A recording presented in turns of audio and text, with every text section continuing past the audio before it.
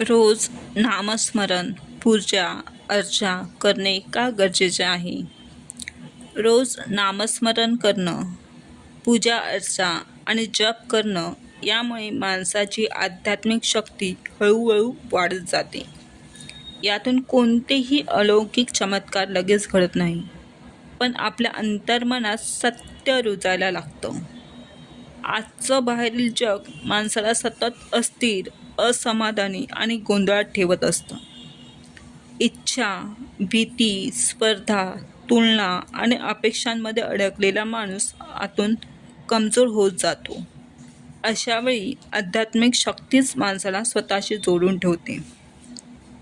नामस्मरण, सद्गुरूंच्या चरणी विश्वास आणि रोजच्या वागण्यात थोडी तरी प्रामाणिक ठेवली तरी ही शक्ती आपोआप वाढू लागते. मात्र यासाठी सातत्य खूप महत्त्वाचं आहे. जसजशी ही शक्ती वाढते तसतसं तुमचं जीवन बदलू लागतं. काय योग्य आहे आणि काय अयोग्य आहे हे ओळखण्याची क्षमता येते आणि माणूस सत्याच्या मार्गाकडे वळतो. हे बदल नकारात्मक शक्तींना सहन होत नाहीत.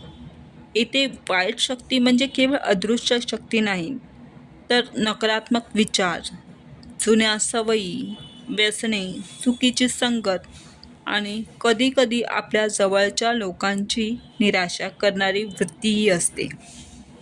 कारण जेव्हा तुम्ही मजबूत होता तेव्हा या सगळ्यांचं तुमच्यावर नियंत्रण कमी होतं.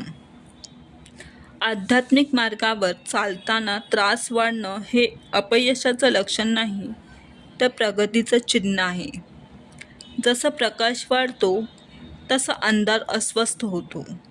या मार्गावर ठाम राहिल्यास मन शांत होतं, भीती कमी होते आणि आतून सकारात्मक ऊर्जा निर्माण होते. हीच ऊर्जा शेवटी आत्मिक उन्नतीकडे घेऊन जाते. श्री स्वामी समर्थ.